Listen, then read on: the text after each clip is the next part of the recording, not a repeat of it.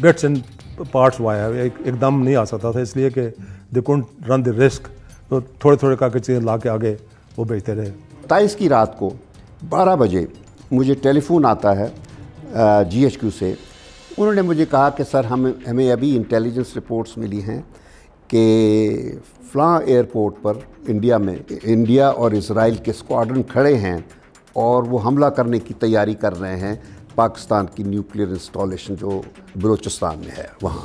पहला इनका जो सेटअप था वो 25 किलोमीटर दूर था, यहाँ से बम छोड़ना था। तो इन्होंने देखा एकदम पहाड़ जो है वो पहली डिवाइस जब छोड़ी तो उसको आग लग गई या सुर्ख हो गया। बाकायदा लोग अल्लाह अकबर करते करते गली मोहल्लों में भी निकले थे।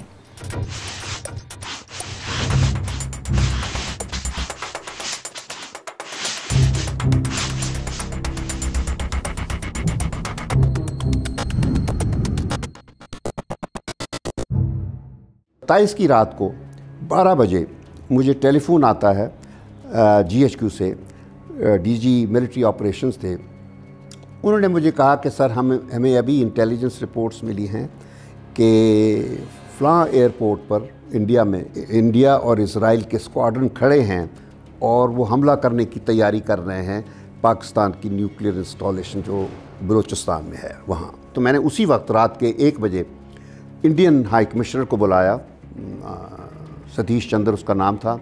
उसको मैंने बुला के कहा कि ये मुझे ख़बर मिली है, तो मैं चाहता हूँ कि तुम अपनी हुकूमत से चेक कर लो कि अगर ऐसी कोई मिस एडवेंचर है तो ये एक मैसेज मेरी तरफ से, हमारी तरफ से कन्वे कर दो कि हम भी डिप्लॉयड हैं पूरी तरह। उसके बाद इंडियन हाई कमिश्नर के बाद मैंने दूसरा एम्बेसडर बुलाया, चाइनीज़ एम्बेसडर, उसको रात 1 बजे। तो मैंने उसको कहा कि ये हमें ख़बर मिली है और मुझे पता था कि इसराइल का प्राइम मिनिस्टर नेतन्याहू उस वक्त बीजिंग में था। मैंने कहा कि मैं चाहूँगा कि आप लोग अपनी हुकूमत को कहें कि चाहे नेतन्याहू को जगाना पड़े, अगर वो सो रहे हैं तो उससे चेक किया जाए कि इस बात में कितनी सदाकत है। और उसके बाद फिर मैंने अमेरिकन एम्बेसडर को समन किया, उसको बुला के मैंने कहा कि भाई ये बात है तो आप चेक कीजिए। Then I called Kofi Annan, उसके दफ्तर में चीफ़ ऑफ स्टाफ पाकिस्तानी था इकबाल रज़ा, उससे मैंने खुद बात की और उसको कहा कि भाई ये कोफ़ी अन्नान के नोटिस में ले आओ।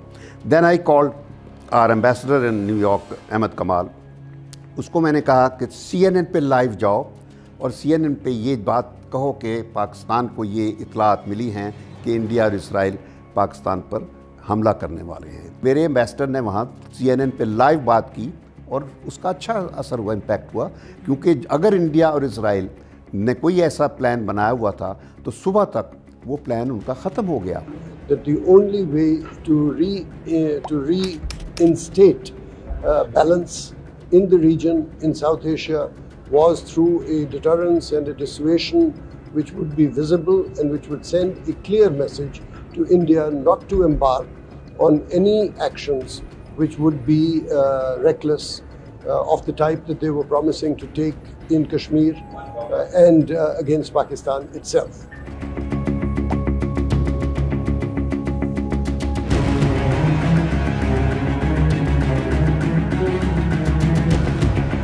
तो जो डिस्कशन थी पब्लिक में भी और न्यूज़पेपर में भी कि हो रहा है कि नहीं हो रहा, वो सारी एक मोशंस थी। और नवाज शरीफ साहब को पता था कि मैंने करना तो है, जो बातें कर रहे हैं लोगों को करने दें। ना मंदिरों में घंटियां बजेंगी, ना घास उगेगी, ना चिड़ियां चहकेंगी। आपने धमाका किया, हम धमाका करने जा रहे हैं। All those 17 nights आप कह लें, starting from 6 PM on May 11th onwards till 28th of May and 30th May, this was totally a military program. Total program executed as a complete military operation program, including the scientific community and the military. They got all the advices over there और मेरे brigade की मौजूदगी में वहाँ पर ये सिलसिला हुआ। I provided all the administrative support that was required for this test. मेरी इतलात थी और मैंने इस पे रिपोर्ट भी किया था। वो ये था कि हुकूमत की जानिब से मुशावरत ज़रूर चल रही थी, लेकिन वहाँ अलर्ट भी कर दिया गया था। जो लैब था या जहाँ जाहिर है कि जिस तरह इंस्टॉलेशन, ये कोई इस तरह उठा के लेके जाने वाली चीज़ तो होती नहीं है, वहाँ उनको इन्फॉर्म कर दिया गया था। लेकिन हमारा अप्रैल में टेस्ट हो गया था डिलीवरी सिस्टम का, क्योंकि न्यूक्लियर बॉम्ब सिर्फ आपने ले जा के तो नहीं, आपने डिलीवर करना होता। डिलीवर किसी मिसाइल के ऊपर करते, तो हमारा मिसाइल का टेस्ट कामयाब हो गया था अप्रैल 98 में। एयरफोर्स से बड़ा काम किया उसके अंदर कि हाउ टू प्लेस दिस। देखिए ना, बहुत मुश्किल होता है कि इतनी डेंजरस चीज़ को हवाई जहाज़ का, अब हवाई जहाज़ उस तरह से बना नहीं था हमारा F-16 के अंदर वो जगह ही नहीं थी जिसमें आप इसको रखें। ये काम फिर हमारे एयरफोर्स ने किया। बिट्स एंड पार्ट्स हुआ है, एकदम नहीं आ सकता था, इसलिए कि they couldn't run the risk, तो थोड़े थोड़े कागज चीज़ें ला के आगे वो भेजते रहे। एंड जब वो असेंबल कर लिया सब कुछ, तब then it was made public. Nuclear programme को, बॉम्ब को ले जाना, बेसमेंट में डालना, प्रिपेयर करना टेस्ट का, it will take days and days. और सच्ची बात आपको बताऊं कि हम लोग को ये एश्योरेंस नहीं थी कि हम 15 दिनों के कितनी जल्दी में टेस्ट करें। हमें तो टाइम का प्रेशर था, फिर हमें ये भी प्रेशर था कि हमें कोई, जैसे ओसी राक का अटैक था, हमें कोई अटैक ना कर दे, हमारी साइड को कोई अटैक करके मार ना दे। धमाका होते ही सुबह पता चल गया था, बल्कि एक दिन पहले पता चल गया। जहाँ पे कोई ट्रांसपोर्टेशन ऐसी हुई, गुड्स ट्रेन्स रेलवे यूज़ हुई, वहाँ तक पहुँचने में चागी तक, फिर दूसरी ट्रांसपोर्ट हुई, काफ़ी दूर दराज मकाम था चागी। इतनी बड़ी मूवमेंट जब हुई, कोई सिक्योरिटी पर्सनल्स की डिप्लॉयमेंट हुई, इंटरनेशनली भी लोग देख रहे थे, टेलीफोन का दौर भी आ गया था, मोबाइल आ गए थे, पता चल गया था यहाँ कुछ होने वाला है। मेरे कुछ थोड़े सोर्स ऐसे थे 2-4 कि मुझे ये पता था कि बलूचिस्तान किसी जगह ये चीज़ होने जा रही है। कब होगी, क्या होगा, क्या टाइम होगा, इसके बारे में तो दैट वाज वेरी सीक्रेट, और वो सिर्फ 2 लोगों को पता था। और एक तो प्राइम मिनिस्टर के बारे में कहा जाता है कि उनको इल्म था, आर्मी चीफ एंड जो डॉक्टर साहब को इसके बारे में इल्म था। उस वक्त फिर कहते हैं कि वो प्रेसिडेंट क्लिंटन जो यूएस का था, उसका टेलीफोन भी आया इनको, और उनके सैटेलाइट ऊपर मूव कर रहे थे कि हमारी मूवमेंट कैसी है। तो हमारे साइंटिस्ट ने कैलकुलेट किया हुआ था कि उनका जो सैटेलाइट हमारे कोयटा साइड या चागी साइड पे आना है, उस टाइम पे आना है। तो ये करते थे उस वक्त, ये हमारी ट्रक वगैरह मूवमेंट नहीं करते थे मिलिट्री के या अपने साइंटिस्ट के। लेकिन जब वो कैमरे से दूर होता तो फिर हमारी मूवमेंट। हमें सिर्फ इस बात का चैलेंज था कि इस प्रोग्राम को वो इंटरसेप्ट ना कर ले, उस पर कोई अटैक ना कर। That was the plan. So that security was done. Air force, navy, everybody was in full alert. ये एक ऑलमोस्ट इनफॉर्मल, आपका आप कह लें कि एक अनडिक्लेयर्ड सी इमरजेंसी थी। तो मिलिट्री वाज ऐसे टाइट सिक्योरिटी में काम कर रहा था। देयर वाज एवरी यूनिट, पूरा क्वेटा, पूरी core, everybody was alert. Air force was alert, सी वर्ड आप अलर्ट थे, आपके आइज एंड ईयर्स पूरे खुले हुए थे।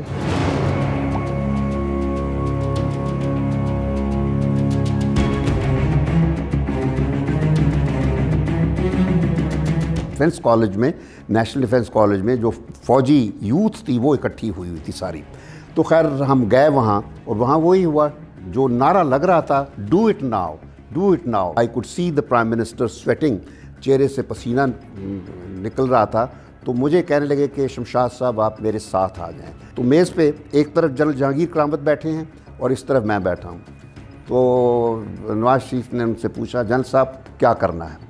उन्होंने वही बात कही जो हमेशा कहते थे कि जी फैसला आपने करना है, हम तैयार हैं, लेकिन आप बतौर चीफ एग्जेक्टिव के, हेड ऑफ गवर्नमेंट के, आपको उन हालात का भी अंडरस्टैंडिंग रखनी होगी जो पैदा होंगी मुश्किलात हमारे लिए। ये उन्होंने कहा।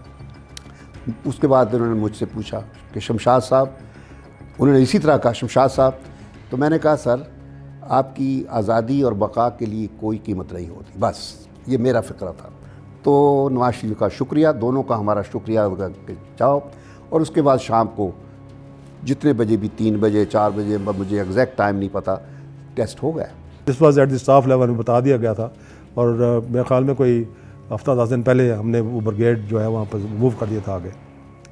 And that brigade was moved into the area, और उसमें जितनी स्ट्रेटजिक लोकेशंस थी जहाँ से कोई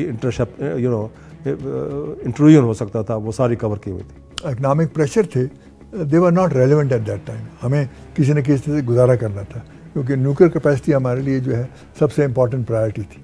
तो वो प्रेशर में आके that we could not compromise. इतनी मेहनत के बाद हम कर रहे हैं, अगर कोई ज़रा से भी तार हिल गई या कोई चीज़ नीडल सही नहीं लगी, कोई कनेक्शन सही नहीं हुआ, और आप प्रेस करें और वो करंट सही ना गया, तो टेस्ट अगर फेल हो जाए तो फिर क्या हो? देखिए ना, फिर तो लोग कहेंगे वो ये तो कुछ था ही नहीं। आपको पता है पाकिस्तानी कैसे है।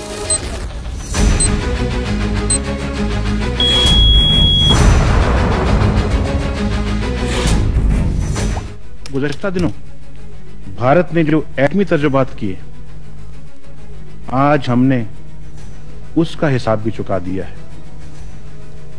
और 5 कामयाब एटमी तजुर्बात किए हैं। पाकिस्तान का मतलब क्या?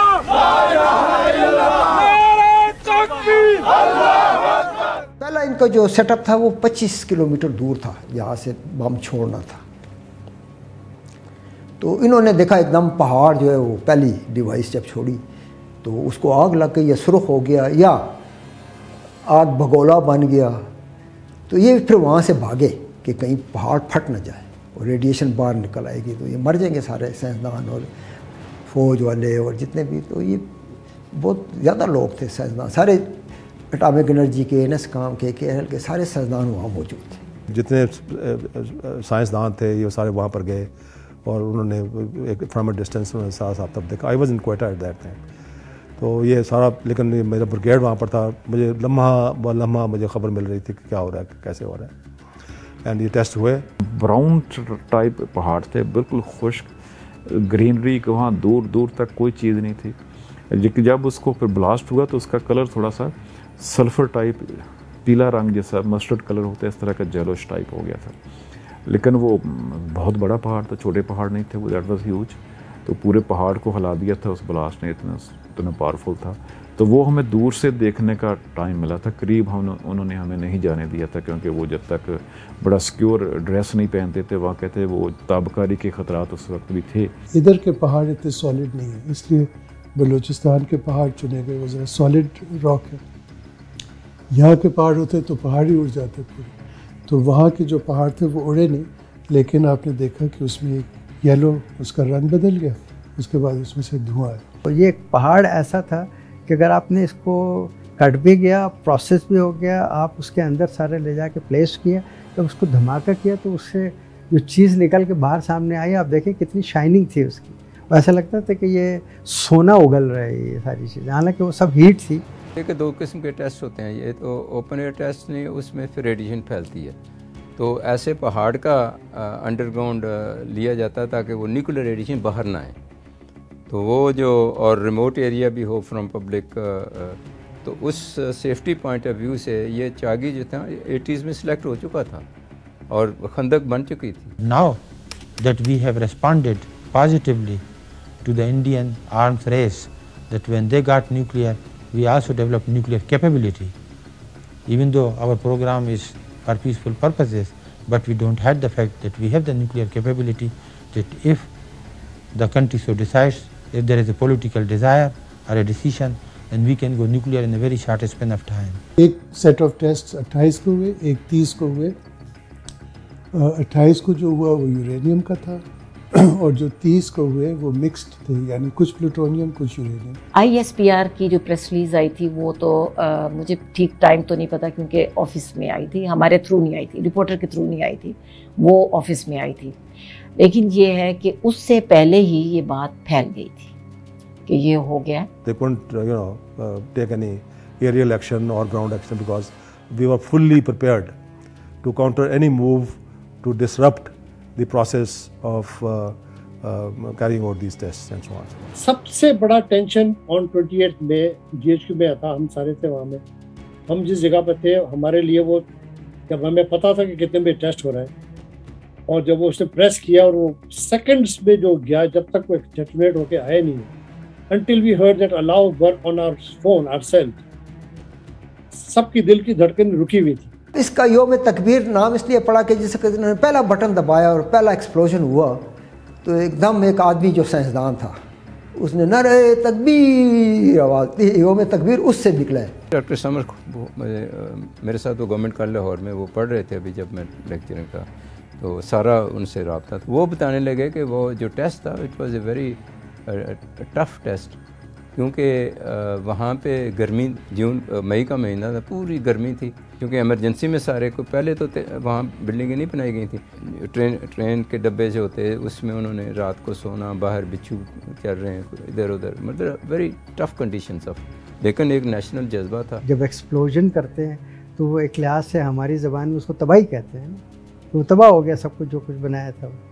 लेकिन उस तबाही से वो खुशी इसलिए हो रही थी कि जिस तरीके से हमने अरेंज किया था, जिस तरीके से हमने प्लेस किया था, और जो हमारी कैलकुलेशंस थी, हम लोग जो बैठ के कैलकुलेट करते थे कंप्यूटर पे, जो सिमुलेशन हमारी थी, उस सिमुलेशन के अकॉर्डिंगली वो मोर और लेस उसके बहुत करीब करीब ये यील्ड इसकी निकली, इसकी पावर निकली। उनके न्यूक्लियर धमाकों से अमन को नुकसान पहुंचा, हमने उस नुकसान को ख़त्म करके पीस की तरफ एक कदम उठाया।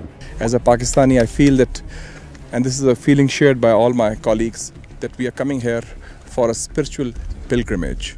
There's new hope, confidence and faith in the future among the people of Pakistan after this historical technological achievement which was made possible by Pakistan scientists. Scientists वहाँ के तैयार थे, वो हमारे एटॉमिक एनर्जी कमीशन के तैयार थे कि रेडिएशन को टेस्ट, नज़र तो नहीं आती ना, वो हमारे पास इंस्ट्रूमेंट्स होते हैं कि यहाँ पे रेडिएशन है कि नहीं, ये कितनी है, या इंसान के लिए डेंजरस है नहीं। तो ये सारी चीज़ें वहाँ पे एक हफ्ते के बाद सारा टेस्ट किया गया। एक तो बलूचिस्तान का वो वाला एरिया वैसे ही जो पॉपुलेशन डेंसिटी है वहाँ पे बहुत कम है, वहाँ दूर दूर तक कोई इंसान नहीं मिलता आपको, अब पॉपुलेशन है नहीं, आबादी बहुत कम है।